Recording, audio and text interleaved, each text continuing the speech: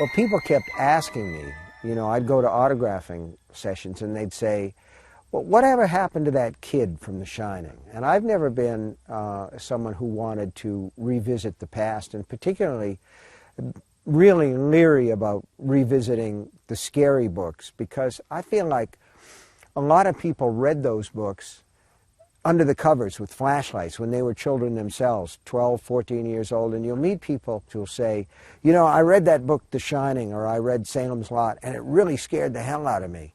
And I'm thinking to myself, well, sure, you were easy. You were, you know, 14 and away from camp and shaking in your shoes. So the fear is that people will come back expecting that kind of scare as grown-ups, and that just never happens. Dr. Sleep actually starts about a year after the Overlook is destroyed at the end of The Shining, and then it moves forward through Dan Torrance's growing up, because he's just a little boy in The Shining. And I was just kind of curious about what would happen to him, because he was a real child of a dysfunctional family.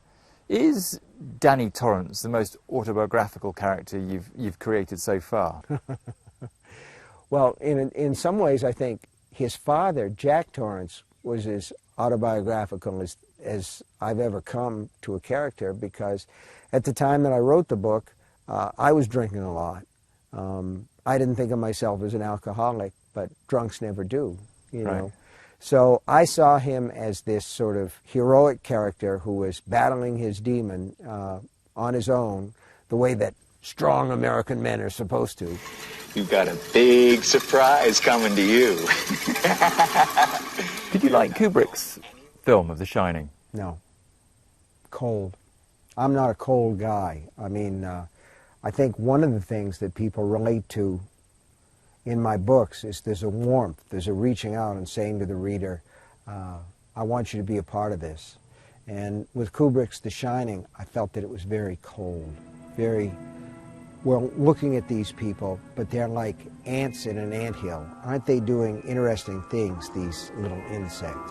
Woo, we made it.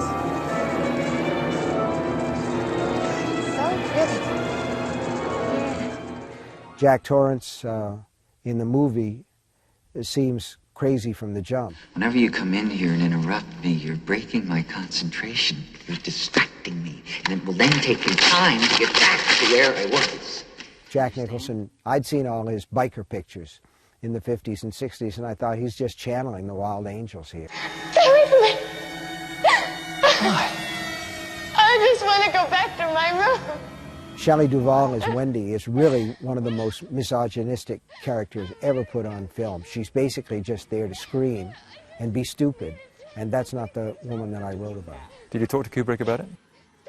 I met him on the set. I was over in England on a publicity jaunt, just on that one meeting that I thought that he was a very compulsive man. Do you think people are harder to scare now than they were back in the 70s? I think that it's still possible to scare people in a really honorable way if they care about the characters. You can't be afraid, really, for the characters if they're just cardboard cutouts. What I want the audience to do is to fall in love with these people and right, really to care about them. Yeah, and that creates the suspense that you need. Love creates horror. So as an artist, as a writer, are you kind of in a comfortable fifth gear? Are you sort of on cruise control creatively, or are you trying to write the best novel you've ever written still? I'm not phoning it in, ever. No.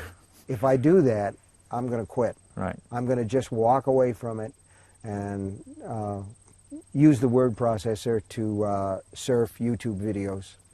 One of the noticeable things about your career, Stephen, is how the critical fraternity have changed their opinion about you. It used to be quite low, and now you're almost revered. Why is that, do you think? When I came on the scene, I was a brash young man. I had a lot of resentments against what I saw as literary writers, people who went to Ivy League colleges. They went to the same garden parties. They knew the same people. And I was furious about that. You know, I felt it was elitist. It was. But when the critics got a sniff of my work, which was about blue-collar people who drank in bars, you know, and fought in parking lots and that sort of thing. And there was just this sort of like, well, he's in it for the money. And that hurt? It hurt a lot. It hurt a lot. But you know what? You never let him hear you yell. And little by little, the wind changed a little bit. And I think a lot of what happened was a lot of the old-timers, the critics who really greeted my work with disdain, died off. And the people who are critics now, a lot of them, I scared the hell out of them when they were kids, and they kind of respect that. Stephen King, thank you very much indeed. You're the man. Thank you very much. Thank you.